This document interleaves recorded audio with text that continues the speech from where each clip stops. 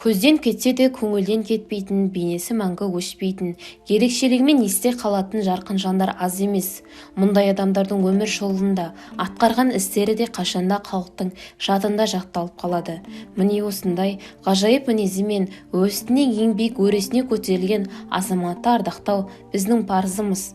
Осындай елге құрметті азаматтардың бірі де бірегейі Ахметов Қуаныш Ахметулы.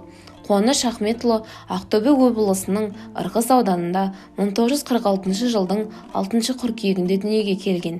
Әкесі Ахмет көп сөзге жоқ, тыңдаушысын талғап сөйлейтін, тік мінезді, жақсы көрген адамына жаны қалмайтын, ерекше мінездерімен жұрт қадіріне бөленген қайратты кісі болатын.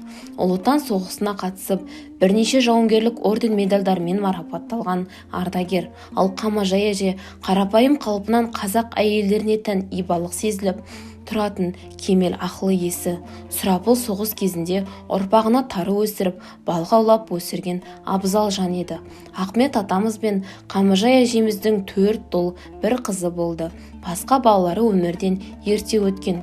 Қуаныш Ахметтің кіндік қаны Ырғызда тамып, осында балалық шағын өткізіп, Ұлытау аясындағы әсем Алматы мен орыс зиялыларының бесігі болған Санкт-Петербургте білім алған, ал қылған саналы ғұмырын Жезқазғанның жезі даласында кен қазып, жыр жазып, Ұлытаудай ұлы өңірдің шежіресін түгендеуге арнады.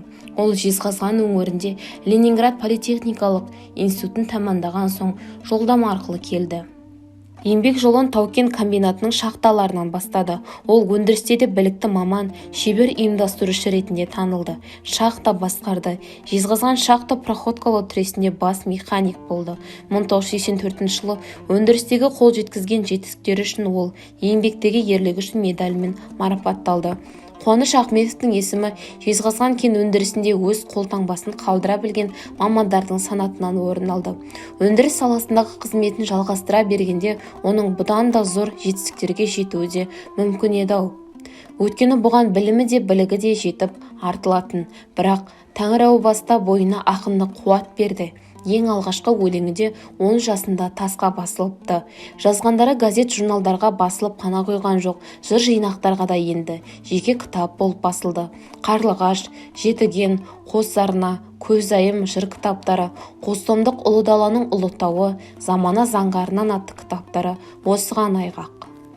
Осы аталған еңбектерінің ішінде соқталы да сүбелі еңбегі, ол көлемі керек арыс, ұлы даланың Ұлытау атты әлеуметтік тарихнамалық туындысы еді. Бұған ол 20 жылдай ғұмырын арнады. 1991 жылы Қуаныш Ахметов өндірісті тастап, бірыңғай шығармашылықпен айналысуға бет бұрды.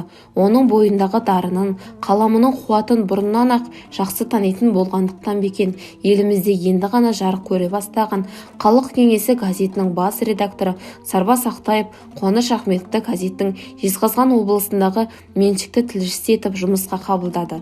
Халық Кеңесіндегі дүниелері де Жезқазған Ұлытау өңірінің жақсылықтарын паш ететін, проблемалары болса, оларды ортаға салумен ерекшеленетін. Халық Кеңесі газеті Қазақстан Республикасы жоғарғы кеңесінің тарауына байланысты жабылып қалды. Қуаныш Ахметовтың журналистік жолы енді республикалық ана тілі, заң, қазақ әдебиеті газеттеріне жалғасып жатты. Аталған газеттерде ол руханият тақырыбын, әсіресе тарихқа қатысты мәселелерді қаузады. 90-шы жылдардың орта тұсынан бастап Жезқазған Ұлытау өңірдің тарихын түгендеуге түбегейлі бет бұрды.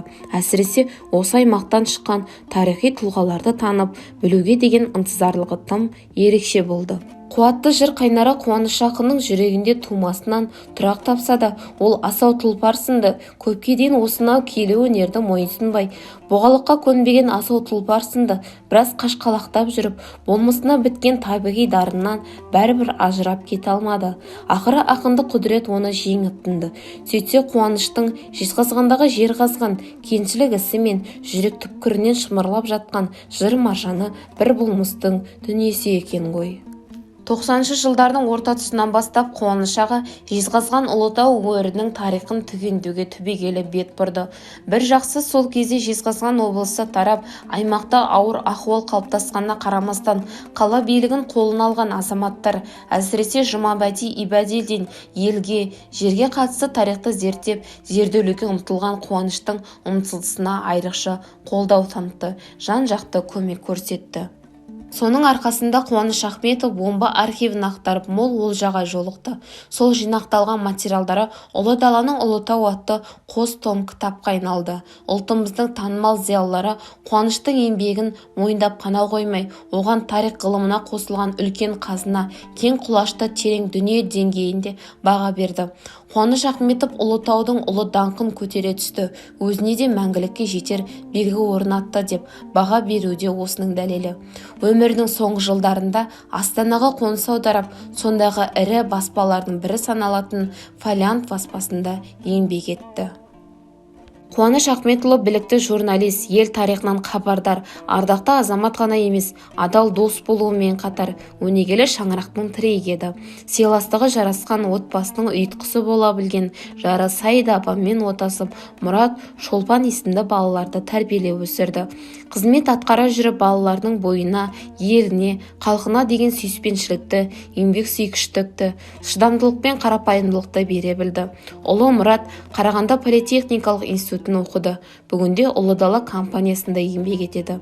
Жары Ахметова Ахипамен шаңырақ көтеріп, 3 азаматты дүниеге келіп тәрбиелеп өсірді. Ахипа Әшімқызы Мәруа Құлашева атындағы балалар үй орталығында медбике болып қызмет атқарады. Үлкен ұлы Медет қазір Нұрсұлтан қаласында әуежайда инженер болып қызмет етеді. Екінші ұлы Есет Нұрсұлтан қаласында Нұр Отан партиясында қызмет атқарады. Үшінші ұлы Сұңқар Евразия университетінің 2-ші курс студенті. Қызы Шолпан бүгінде Нұрсұлтан қаласында тұрады. 3 бала тәрбиелеп отыр. Көпшіліктің сүйіктісіне айналған, елінің ер ағасы атанған Қуаныш Ахметулы 62 жас қараған шағында өмірден озды. Бүгінде көзі тірі болғанда 75 жасқа келеді. Өмірден өткеніне 13 жыл болса да, жезқазған жұртшылығы ағамыздың есімін әрқашан ілтипат құрметпен, сағынышпен еске алары сөзсіз. Қоштасу бұл өлкемен қиын маған. Кен қаздым, жезқазғанда өлеңдердім, жаңғырттым өшкен атын көп ерлердің. Толыпты ширек ғасыр келгеніме, еліне кетті Құдай кемеңгердің. Намысын тауда жұрттым осы жақтың, досым кім, дұшпаным кім, ашып аппын.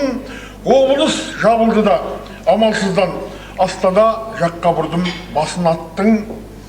Алса да балақтан сан, қанден пендең, таймады бастан бағым келген термен. Құрметті азамат деп қарты Ұлытау қолдады, ой орын берген төрден. Теңселтіп ғасырлардың теңіз көлін, тарихтың көп іздедім көнездерін. Жазсамда Ұлытаудың қай алыбын, ресми дерек болды негіз көрім. Қаныма қасиетіңнің нұрысыңды, қолдады Құдай әруақ жұмысымды. Шайтандар шәуілдеген шаңға оққап, жайсаңдар тарылтпады тынысымды. Қойнауың қазынасыр жиындаған, сан жылдар құштарлықпен шиырлаған, торлады сын сағатта миымдадан. Қоштасу бұл өлкемен қиын маған. Жүректе керіп өлең, көңіл ерен, тұлғаңа, тарихыңа тебіренем. Сағынып қайда жүрсем еміренем, жезқазған қоштаспаймын.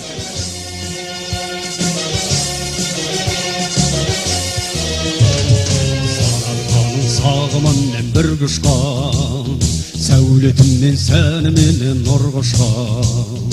Салтанатты жезқазғанның қаласай, асты алтын үстігіміз гүлістан. Жезді бойы жез далам, жер түбінен жез далам, алтын қалам кең далам, сенен ұшқан айғадам, жезқазғаннан айналам. Қарала астарысың жерімнің, мақтанысың дастанысың елімнің. Көз ашқан кеше ғана жағамыз, тұл сұраған тұл бойында кененің.